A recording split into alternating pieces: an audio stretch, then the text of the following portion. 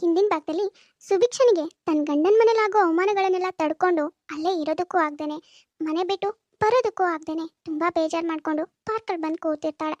ಅದೇ ಟೈಮಿಗೆ ರಜ್ಜು ಕೂಡ ರಮನ್ ಜೊತೆ ಅಲ್ಲಿಗೆ ಬರ್ತಾಳೆ. ತಾನು ಆ ಮದುವೆ ಮನೆನ ಬಿಟ್ಟು ಹೋಗೋದಕ್ಕೆ ಕಾರಣ ಏನು, ಯಾಕೆ ಹೀಗೆ ಮಾಡಿದೆ ಅನ್ನೋದನ್ನ ವಿವರಿಸ್ತಾಳೆ. ಏನು ಮಾಡೋದಕ್ಕಾಗತ್ತೆ, ಆಗೋದೆಲ್ಲ ಆಗೋಗಿದೆ, ಇನ್ಯಾವುದನ್ನು ಬದಲಾಯಿಸೋಕ್ಕಾಗಲ್ಲ ಅಂತ ಸುಭಿಕ್ಷಾ ಕೂಡ ರಜ್ಜುನ ಕ್ಷಮಿಸ್ತಾಳೆ. ರಚ್ಚು ಇದ್ದಕ್ಕಿದ್ದಾಗೆ ಸುಭಿಕ್ಷನ ಎಲ್ಲಿಗೂ ಕರ್ಕೊಂಡು ಹೊರಟಿದ್ದಾಳೆ. ಹಾಗಾದ್ರೆ ಎಲ್ಲಿಗೆ ಹೋಗ್ತಾಳೆ, ಇನ್ನೇನ್ ಮಾಡ್ಬೇಕು ಅನ್ಕೊಂಡಿದ್ದಾಳೆ, ಸುಭಿಕ್ಷನ್ ಜೀವನ ಮುಂದೆ ಏನಾಗುತ್ತೆ ಅನ್ನೋದನ್ನ ಇವತ್ತಿನ ಎಪಿಸೋಡ್ನಲ್ಲಿ ನೋಡೋಣ. ನೋಡೋದಕ್ಕಿಂತ ಮೊದಲು ಯಾರ್ಯಾರು ನಮ್ಮ ಯೂಟ್ಯೂಬ್ ಚಾನಲ್ನ ಸಬ್ಸ್ಕ್ರೈಬ್ ಮಾಡ್ಕೊಂಡಿಲ್ವೋ ದಯವಿಟ್ಟು ಸಬ್ಸ್ಕ್ರೈಬ್ ಮಾಡ್ಕೊಳ್ಳಿ. ಹಾಗೆ ಈ ವಿಡಿಯೋಗೊಂದು ಲೈಕ್ ಮಾಡಿ. ರಚ್ಚು, ಎಲ್ಲಿ ಕರ್ಕೊಂಡು ಬಂದಿದ್ಯಾ ನೀನು? ಮೊದಲೇ ಟೈಮ್ ಆಗ್ತಿದೆ, ನಾನು ಹೊರಗಡೆ ಬಂದು ತುಂಬಾ ಹೊತ್ತಾಯ್ತು. ರಚ್ಚು, ಎಲ್ಲಾದ್ರೂ ಇವಾಗ ಅಂಕಿತ್ ಮನೆಗೆ ಹೋದ್ರೆ ದೊಡ್ಡ ರಾಮಾಯಣನೇ ಮಾಡ್ಬಿಡ್ತಾರೆ.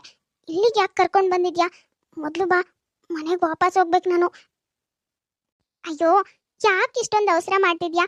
ಒಂದು ಸ್ವಲ್ಪ ಹೊತ್ತು ತಡಿ, ನಾನು ಹೇಳ್ತೀನಲ್ವಾ, ನಿನ್ನನ್ನ ಬೇಗ ಕಳಿಸ್ಕೊಡ್ತೀನಿ. ಇವತ್ತು ನೀನು ಮನೆಗೆ ಹೋದ್ರೆ ಅಂಕಿತ್ ಖಂಡಿತವಾಗ್ಲೂ ನಿನಗೆ ಬೈಯೋದು ಇಲ್ಲ, ನಿನ್ನನ್ನ ನೋಡಿ ಕಳೆದು ಹೋಗ್ಬೇಕು, ಅಷ್ಟು ಚೆನ್ನಾಗಿ ಕಳಿಸ್ಕೊಡ್ತೀನಿ. ಹಾಯ್ ಮೇಡಮ್, ಏನಾಗಬೇಕಿತ್ತು? ಏನು ಮಾಡಬೇಕು? ಹೇರ್ ಕಟ್ ಮಾಡಿಸ್ಬೇಕಾ, ಫೇಶಿಯಲ್ ಮಾಡಿಸ್ಬೇಕಾ, ಅಥವಾ ಮೆನಿಕ್ಯೂರ್ ಪೆಡಿಕ್ಯೂರ್ ಏನು ಮಾಡಿಸ್ಬೇಕು ಹೇಳಿ ಮೇಡಮ್. ಮೇಡಮ್, ಇವಳು ನನ್ನ ಫ್ರೆಂಡ್ ಸುಭಿಕ್ಷಾ. ಇವಳಿಗೆ ಮೆನಿಕ್ಯೂರು, ಪೆಡಿಕ್ಯೂರು, ಬ್ಲೀಚು, ಹೇರ್ ಕಟ್ಟು, ಫೇಶಿಯಲ್ಲು ಎಲ್ಲಾನು ಮಾಡಿ, ಹಾಗೆ ವ್ಯಾಕ್ಸ್ ಕೂಡ ಮಾಡಿ. ನೋಡಿ, ಅವಳ ಒಟ್ಟಿನಲ್ಲಿ ನಿಮ್ಮ ಪಾರ್ಲರಿಂದ ಹೊರಗೆ ಬರೋ ಅಷ್ಟರಲ್ಲಿ ಹೀರೋಯಿನ್ ಥರ ಕಾಣಿಸ್ಬೇಕು. ನಮ್ಮ ಹುಡುಗಿನ ಅಷ್ಟು ಚೆನ್ನಾಗಿ ರೆಡಿ ಮಾಡೋ ಜವಾಬ್ದಾರಿ ನಿಮ್ಮದೇ.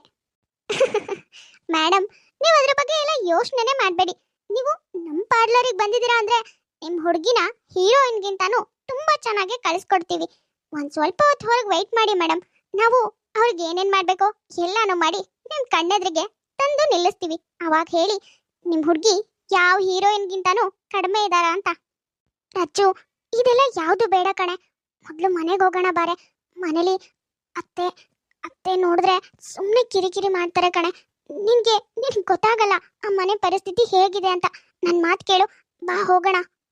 ಸುಬ್ಬಿ, ಯಾಕೆ ಇಷ್ಟು ಯೋಚನೆ ಮಾಡ್ತಿದ್ಯಾ? ನಿನ್ನ ಸರಿಯಾದ ಟೈಮಿಗೆ ಮನೆ ಕಳಿಸೋ ಜವಾಬ್ದಾರಿ ನಂದಾಯ್ತಾ? ನೋಡು, ನೀನು ಏನೇನೋ ಯೋಚನೆ ಮಾಡಿ ಟೆನ್ಷನ್ ಮಾಡ್ಕೊಳ್ಬೇಡ. ಮೊದಲು ಅವ್ರ ಜೊತೆಗೆ ಹೋಗು, ಅವ್ರು ಏನೇನು ಮಾಡ್ತಾರೋ ಎಲ್ಲಾನು ಮಾಡಿಸ್ಕೊ. ನೋಡ್ತಾ ಇರು, ನೀನು ಎಷ್ಟು ಚೆನ್ನಾಗಿ ಕಾಣಿಸ್ತೀಯಾ ಅಂತ. ಅಂಕಿತ್ ನಿನ್ನ ನೋಡಿ ಕಳೆದೇ ಹೋಗ್ಬೇಕು. ಸುಭಿಕ್ಷಾ ಮೊದಲಿಂದನೂ ಈ ಫೇಶಿಯಲ್ಲು, ಬ್ಯೂಟಿ ಪ್ರಾಡಕ್ಟ್ಸ್ನು ಇದು ಯಾವುದನ್ನು ಯೂಸ್ ಮಾಡ್ದೋಳೆ ಅಲ್ಲ. ಆದರೆ ರಚ್ಚು ಒತ್ತಾಯ ಮಾಡಿ ಎಷ್ಟೇ ಬೇಡ ಬೇಡ ಅಂತ ಹೇಳಿದ್ರು ಎಲ್ಲಾನು ಮಾಡಿಸ್ಕೊಂಡ್ಲೇಬೇಕು ಅಂತ ಅವಳ ಜೊತೆ ಕಳಿಸ್ಕೊಡ್ತಾಳೆ. ಸುಮಾರು 4-5 ಗಂಟೆ ಆದ್ಮೇಲೆ ಸುಭಿಕ್ಷಾ ಹೊರಗೆ ಬರ್ತಾಳೆ. ವಾವ್ ಸುಬಿ, ಎಷ್ಟು ಚೆನ್ನಾಗಿ ಕಾಣಿಸ್ತಿದ್ಯಾ ನೀನು. ನನಗೊಂದು ನಂಬೋದಕ್ಕೆ ಆಗ್ತಿಲ್ಲ, ನೀನು ಇಷ್ಟೊಂದು ಬ್ಯೂಟಿಫುಲ್ ಆಗಿದ್ಯಾ ಅಂತ. ನಾನು ಹೇಳಿಲ್ಲ ಮೇಡಮ್, ನಮ್ಮ ಪಾರ್ಲರಿಗೆ ಬಂದಿದ್ದೀರಾ ಅಂದ್ರೆ ನಿಮ್ಮ ಹುಡುಗಿನ ತುಂಬಾ ಚೆನ್ನಾಗಿ ರೆಡಿ ಮಾಡ್ತೀವಿ ಅಂತ. ಇವಾಗ ನೋಡಿ, ಯಾವ ಹೀರೋಯಿನ್ಗೂ ಕಮ್ಮಿ ಇಲ್ಲ ನಿಮ್ಮ ಹುಡುಗಿ. ನಿಜ ಮೇಡಮ್, ನಮ್ಮ ಹುಡುಗಿನ ತುಂಬಾ ಚೆನ್ನಾಗಿ ರೆಡಿ ಮಾಡಿದ್ರ. Thank you so much. Subbi, ನಿಜವಾಗ್ಲೂ ಇವಾಗ ಏನಾದ್ರೂ ಅಂಕಿತ್ ನಿನ್ನ ನೋಡಿದ್ರೆ ಕಳೆದೇ ಹೋಗ್ಬಿಡ್ತಾನೆ ಕಣೆ, ಅಷ್ಟು ಚೆನ್ನಾಗಿ ಕಾಣಿಸ್ತಾ ಇದೆಯಾ. ಅವನಿಗಿಂತಾನು ತುಂಬಾನೇ ಬ್ಯೂಟಿಫುಲ್ ಆಗಿದ್ಯಾ. ಹೌದು ಸುಭಿಕ್ಷಾ, ರಜ್ಜು ಹೇಳ್ತಿರೋದು ಸರಿ ಇದೆ. ನೀನು ಇಷ್ಟು ಚೆನ್ನಾಗಿದ್ಯಾ ಅಂತ ನನಗೆ ಖಂಡಿತವಾಗ್ಲೂ ಗೊತ್ತಿರಲಿಲ್ಲ. ಮೊದಲೇ ಗೊತ್ತಿದ್ದಿದ್ರೆ ನಾನು ರಜ್ಜುನ ಲವ್ ಮಾಡ್ತಾನೆ ಇರಲಿಲ್ಲ, ನಿನ್ನನ್ನೇ ಲವ್ ಮಾಡ್ತಾ ಇದ್ದೆ. ರಜ್ಜು, ನಾನೇನೋ ಕಾಮಿಡಿ ಮಾಡಿದೆ ಕಣೆ, ನೀನು ಇಷ್ಟೆಲ್ಲ ಕೋಪ ಮಾಡ್ಕೊಳ್ಬೇಡ, ನಿನ್ನ ಮುಖ ನೋಡೋದಕ್ಕೆ ಆಗ್ತಿಲ್ಲ. ಸುಬ್ಬಿ, ಇಷ್ಟ ದಿನ ಅವ್ರ ಹಾಗೆ ಫ್ಯಾಷನ್ ಆಗಿಲ್ಲ ಅಂತ ತಾನೇ ನಿನ್ನನ್ನ ಅವಮಾನ ಮಾಡ್ತಾ ಇದ್ದಿದ್ದು. ಇನ್ಮೇಲೆ ನೋಡ್ತಾ ಇರೋ, ನಿನ್ನನ್ನ ನೋಡಿ ಎಲ್ಲರೂ ತುಂಬಾನೇ ಇಷ್ಟಪಡ್ತಾರೆ ಕಣೆ. ರಚ್ಚು, ನೀನ್ ಹೇಳೋದೇನೋ ಸರಿ ಕಣೆ, ಆದ್ರೆ ಇದ್ದಕ್ಕಿದ್ದಾಗೆ ಇಷ್ಟೆಲ್ಲ ಬದಲಾಗಿರೋದನ್ನ ನೋಡಿ ಅತ್ತೆ, ಅಂಕಿತ್ ಹಾಗೆ ಮನೆಯವರೆಲ್ಲರೂ ಏನ್ ಹೇಳ್ತಾರೋ ಏನೋ, ಇನ್ನು ಏನೇನು ಅವಮಾನ ಮಾಡ್ತಾರೋ ಯಾರಿಗ್ ಗೊತ್ತು. ಇದೆಲ್ಲ ಬೇಡ್ದಿತ್ತು ಕಣೆ. ದಿಢೀರಂತ ಇಷ್ಟೆಲ್ಲ ಬದಲಾಗಿದ್ದು ನಂಗೆ ಯಾಕೋ ಸರಿ ಅನ್ನಿಸ್ತಾ ಇಲ್ಲ. ಅಯ್ಯೋ ಸುಬ್ಬಿ, ಯಾಕೆ ಏನೇನೋ ಯೋಚನೆ ಮಾಡ್ತೀಯಾ? ಹಾಗೆಲ್ಲ ಏನೂ ಆಗಲ್ಲ, ಎಲ್ಲರೂ ನಿನ್ನ ಒಪ್ಕೊಳ್ತಾರೆ ಬಿಡು. ಸರಿ ರಚ್ಚು, ಆಲ್ರೆಡಿ ಟೈಮ್ ಆಗಿದೆ, ನಾನು ಹೊರಡ್ತೀನಿ. ಮನೇಲಿ ಇನ್ನೇನಾಗಿದೆಯೋ ಯಾರಿಗೆ ಗೊತ್ತು. ನಾನು ಇಷ್ಟೊತ್ತಾದ್ರೂ ಮನೆಗೆ ಹೋಗದೆ ಇರೋದನ್ನ ನೋಡಿ ಇನ್ನೇನು ರಂಪ ಮಾಡಿದಾರೋ ಏನೋ. ಸರಿ ಕಣೆ, ನೀವಿಬ್ರು ಹುಷಾರಾಗಿ ಮನೆಗೆ ಹೋಗಿ ಆಯ್ತಾ. ಹೋಗಿರೋ ಕೆಲಸ ಎಲ್ಲಾನು ಮುಗಿಸ್ಕೊಂಡು 3 ಜನನು ವಾಪಸ್ ಆಗ್ತಾರೆ. ಅರೆ ಉಮೇಶ್, ಈ ಹೊತ್ತಲ್ಲಿ ಈ ಡೋರ್ ಹತ್ರ ನಿಂತ್ಕೊಂಡು ಯಾರಿಗೋಸ್ಕರ ವೆಯ್ಟ್ ಮಾಡ್ತಾ ಇದ್ದೀರಾ ನೀವು? ಅದು ಪ್ರಮೀಳಾ, ಸುಭಿಕ್ಷಾ ಬೆಳಗ್ಗೆಯಿಂದ ಇಲ್ಲೆಲ್ಲೂ ಕಾಣಿಸ್ತಾನೆ ಇಲ್ಲ ಕಣೆ. ನೀನ್ ಬೇರೆ ಅವಳಿಗೆ ಅವಮಾನ ಆಗೋ ಹಾಗೆ ಮಾತಾಡ್ದೆ. ಅವಳು ಅದಾದ್ಮೇಲೆ ಮನೇಲಿ ಕಾಣ್ತಾನೆ ಇಲ್ಲ. ಇವಾಗ ನೋಡು, ಗಂಟೆ 7 ಇನ್ನೂ ಮನೆಗೆ ವಾಪಸ್ ಬಂದಿಲ್ಲ. ಅಯ್ಯೋ ಉಮೇಶ್, ಇಷ್ಟು ಒಳ್ಳೆ ಸುದ್ದಿನ ನೀವೇನ್ರಿ ಇಷ್ಟು ಬೇಜಾರ್ ಮಾಡ್ಕೊಂಡು ಹೇಳ್ತಿದ್ದೀರಾ? ಅಲ್ಲ, ಆ ಪೀಡೆ ತೊಲಗ್ತು ಅಂತ ಖುಷಿ ಪಡೋದ್ ಬಿಟ್ಟು ನೀವು ಬಾಕ್ಲತ್ರ ನಿಂತ್ಕೊಂಡು ಕಾಯ್ತಾ ಇದ್ದೀರಾ? ಪ್ರಮೀಳಾ, ಅದೇನ್ ಮಾತು ಅಂತ ಆಡ್ತಿದ್ಯಾ? ಆ ಹುಡ್ಗಿ ಹೆಚ್ಚು ಕಮ್ಮಿ ಏನಾದ್ರೂ ಮಾಡ್ಕೊಂಡ್ರೆ ಆಮೇಲೆ ನಿಮ್ಮನೆ ಮರ್ಯಾದೆನೆ ಹೋಗೋದು. ಅದ್ ನೆನ್ಪಿರ್ಲಿ.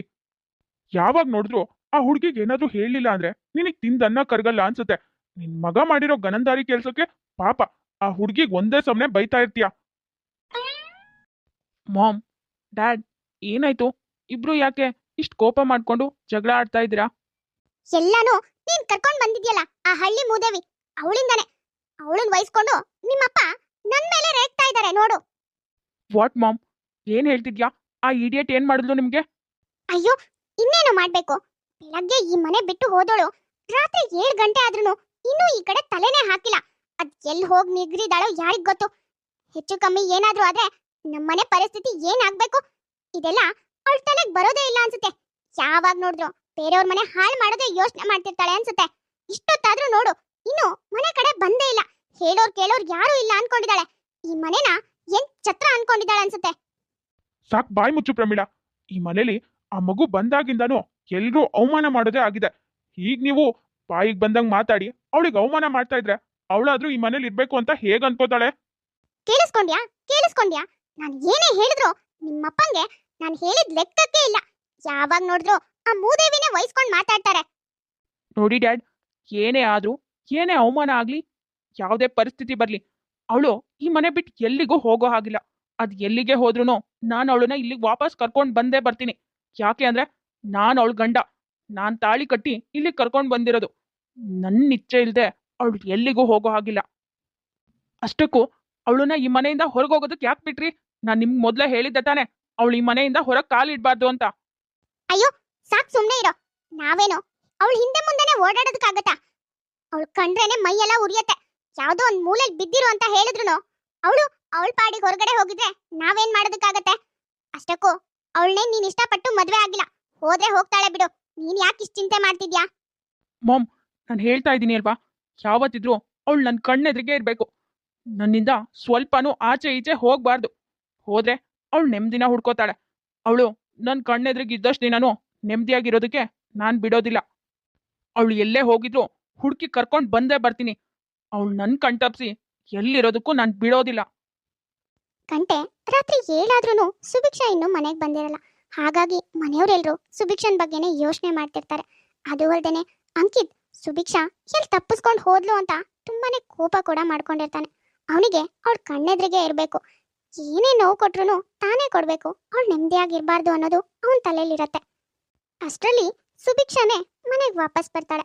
ಅವಳನ್ನ ನೋಡಿ ಅಂಕಿತ್, ಪ್ರಮೀಳಾ, ಉಮೇಶ್ ಎಲ್ಲರೂ ಶಾಕ್ ಆಗ್ತಾರೆ. ಇವಾಗಿನ ಪ್ರಪಂಚದಲ್ಲಿ ಗುಣಕ್ಕಿಂತಾನೂ ಅಂದಕ್ಕೆ ಬೆಲೆ ಜಾಸ್ತಿ ಇರತ್ತೆ. ಇವಾಗ ಸುಭಿಕ್ಷಾ ತುಂಬಾ ಮುದ್ದಾಗಿ ಕಾಣಿಸ್ತಾ ಇದ್ದಾಳೆ. ಅಟ್ಲೀಸ್ಟ್ ಇವಾಗ್ಲಾದ್ರೂ ಮನೆಯವ್ರ ಅಭಿಪ್ರಾಯ ಬದಲಾಗತ್ತಾ? ಮುಂದೆ ಸ್ಟೋರಿ ಏನಾಗುತ್ತೆ ಅನ್ನೋದನ್ನ ನೆಕ್ಸ್ಟ್ ಎಪಿಸೋಡ್ನಲ್ಲಿ ನೋಡೋಣ. ನೋಡಿದ್ರಲ್ಲ ವೀಕ್ಷಕರೇ, ಇವತ್ತಿನ ಈ ಎಪಿಸೋಡ್ ನಿಮ್ಗೆ ಇಷ್ಟ ಆಗಿದ್ರೆ ಪ್ಲೀಸ್ ನಮ್ಮ ಯೂಟ್ಯೂಬ್ ಚಾನಲ್ನ ಸಬ್ಸ್ಕ್ರೈಬ್ ಮಾಡ್ಕೊಳ್ಳಿ, ಲೈಕ್ ಮಾಡಿ, ಶೇರ್ ಮಾಡಿ, ಹಾಗೆ ಕಮೆಂಟ್ ಮಾಡಿ.